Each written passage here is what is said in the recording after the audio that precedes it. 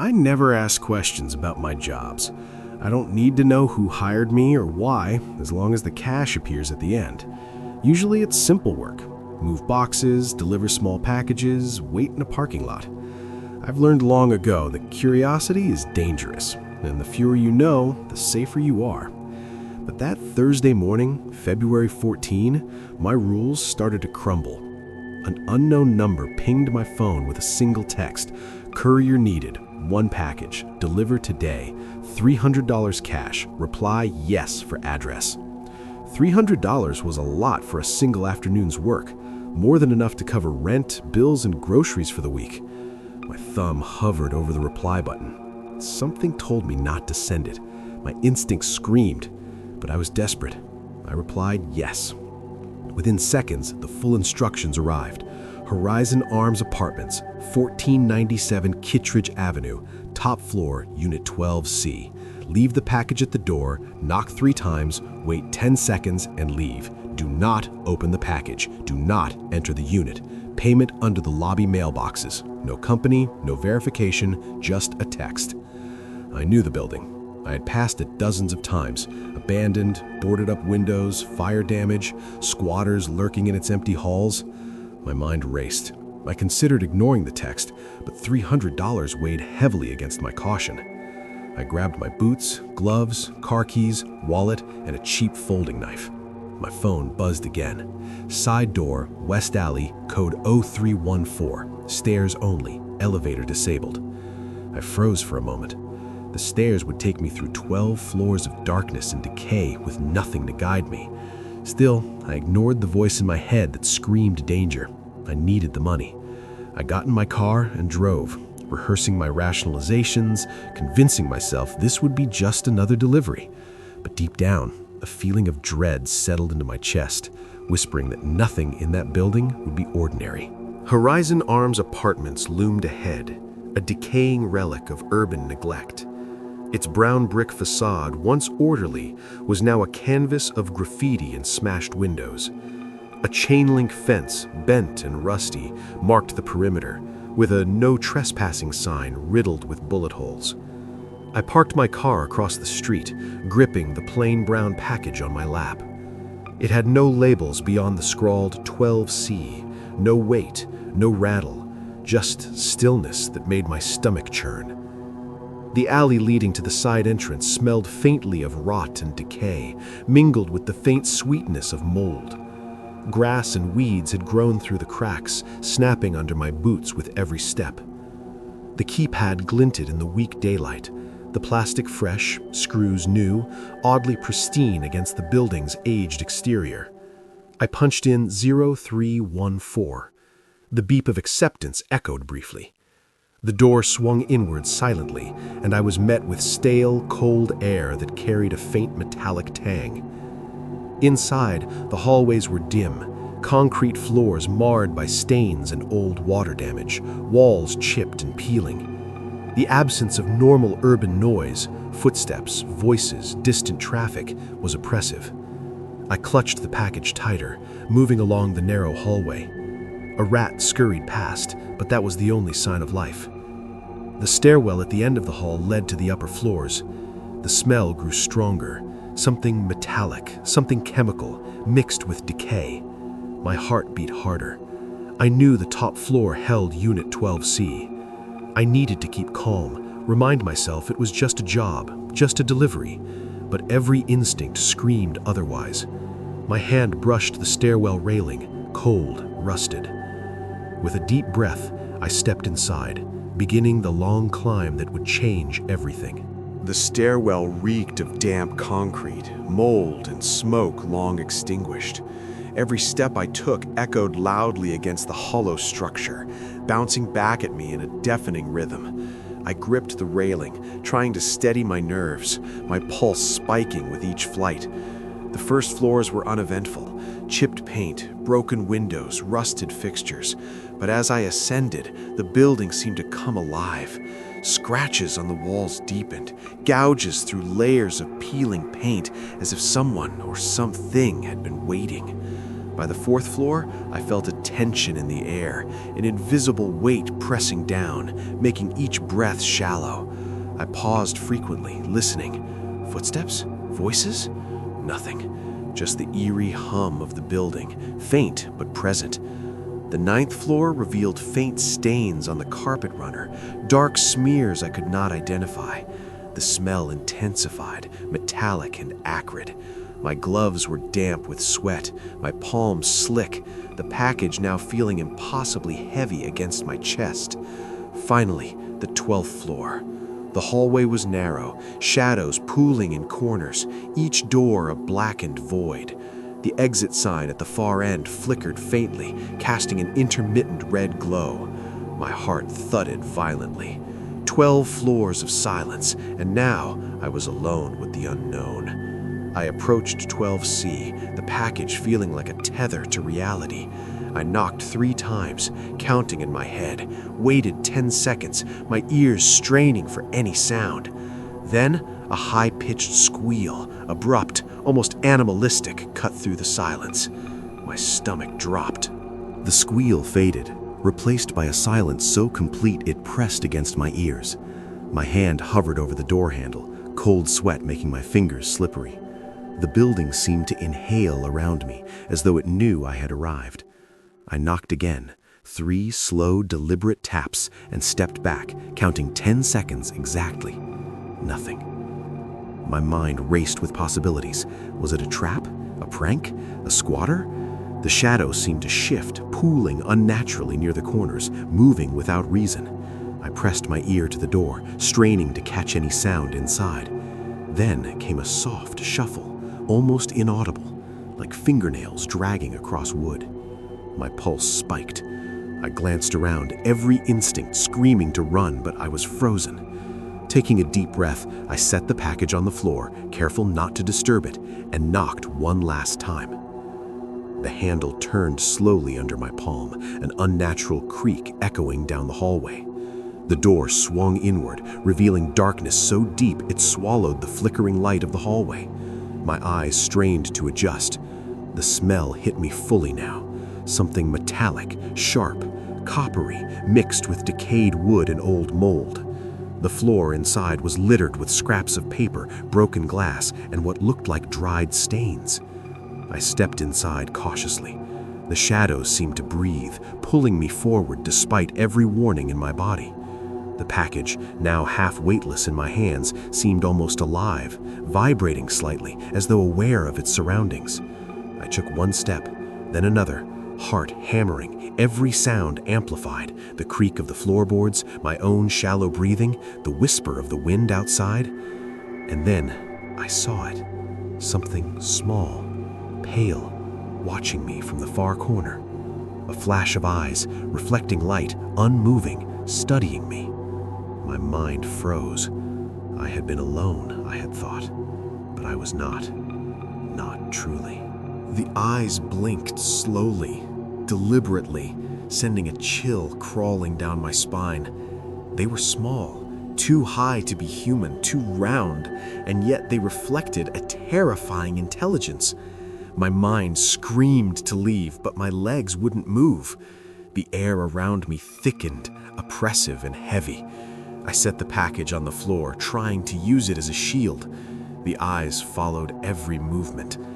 I could make out the faint outline of a figure, thin, bent, and impossibly still.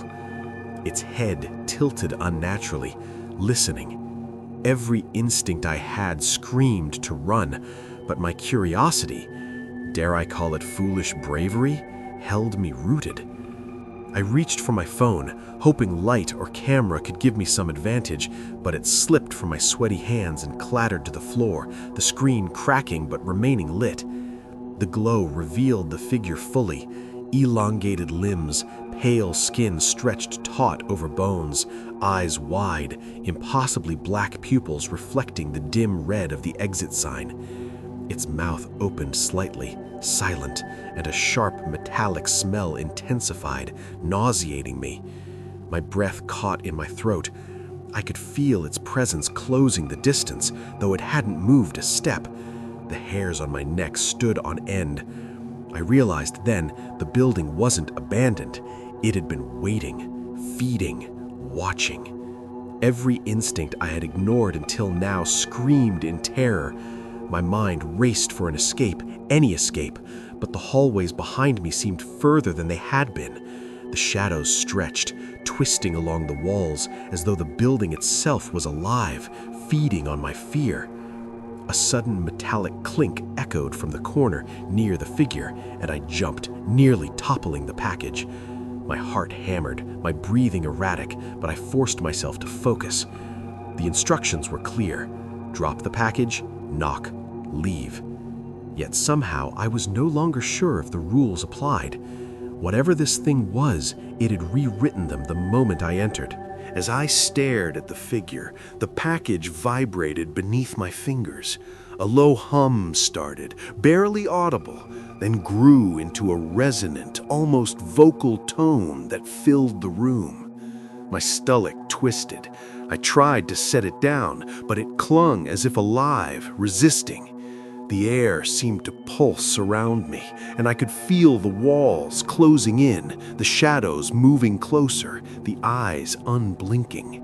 My rational mind screamed, yet something primal, a survival instinct older than thought, kicked in. I needed to finish this delivery, whatever it meant.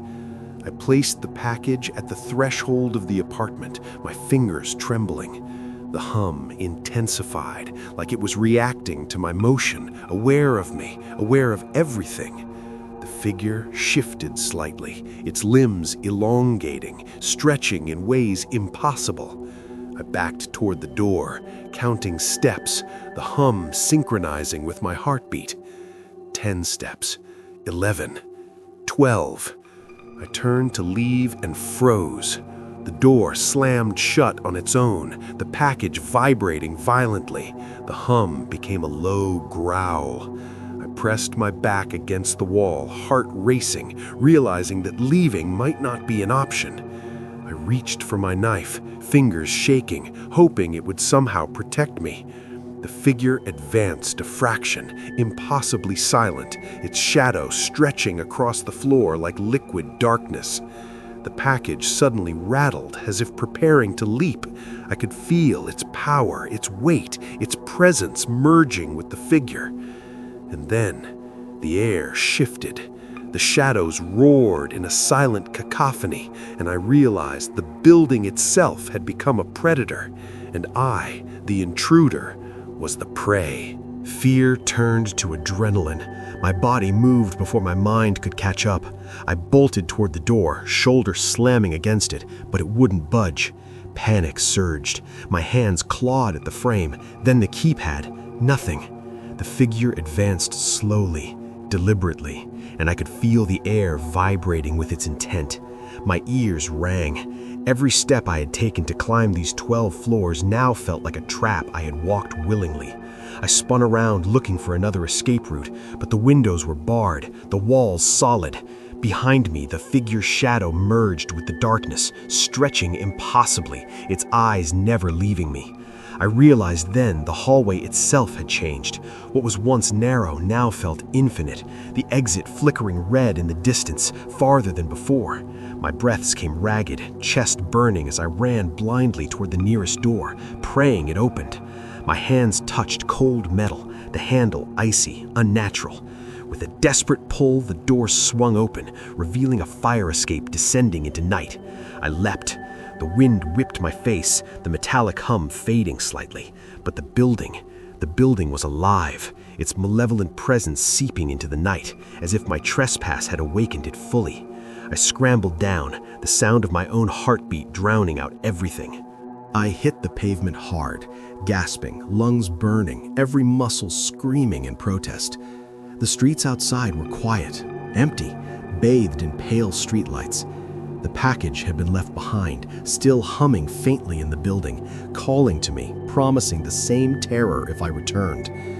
I ducked into a side alley, every shadow a potential threat, heart still hammering. The city felt wrong, quiet, too quiet, as if it had paused to watch me flee. I needed to get home, to remove the memory of those eyes, the shadows, the hum vibrating through my bones. But the building had changed me. Fear had etched itself into my mind, every step, every noise a trigger. The fire escape rattled behind me, though no wind stirred. I spun, seeing nothing, yet feeling its presence, lingering.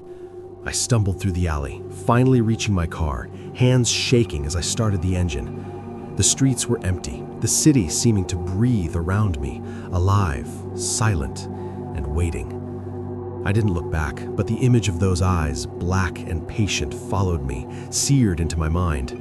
Even as I drove away, the hum echoed faintly like a pulse, and I knew I was not done with Horizon Arms. I made it home, slammed the door, locked it, and sank against the wall, trembling. My hands shook, eyes wide, replaying every detail. The package, the eyes, the shadows. They had left an imprint I couldn't erase. I called the number that had sent the delivery instructions, but it was dead. No signal, no trace, nothing. My friends laughed when I tried to tell them, calling it stress, exhaustion, paranoia, but I knew what I had seen. I tried to sleep, but the darkness of my room held echoes of the apartment, shadows stretching along the walls. Even daylight didn't erase it. Every sound, every creak of my apartment seemed to hint at that figure, those eyes, the vibrating package. I knew instinctively that whatever I had unleashed, whatever was connected to that delivery, it was still out there, waiting, patient, and I had no idea if anyone else had ever delivered it or if I would be the last. It was Friday night when the phone rang. I hadn't expected it, no calls from unknown numbers, but there it was, flashing on the screen, the same number from the Thursday morning text. My hands froze. The phone buzzed again, vibrating violently in my palm. I answered, voice shaky. A distorted, low voice whispered a single word, "Delivered." Then silence. The line went dead. I dropped the phone, heart pounding, realizing the horror was far from over. I had thought leaving the building meant escaping the nightmare. I had thought the package, the figure, the building were behind me. But the call proved otherwise. The hum, the shadows, the eyes, they had left and they had followed me. Horizon Arms had not ended with me. It had extended, reaching through the city, through screens, through time itself. I knew sleep would never come easily again. Every vibration, every shadow, every flicker of light could be the reminder that the delivery had been only the beginning. And somewhere, someone, perhaps me, perhaps another, would be next.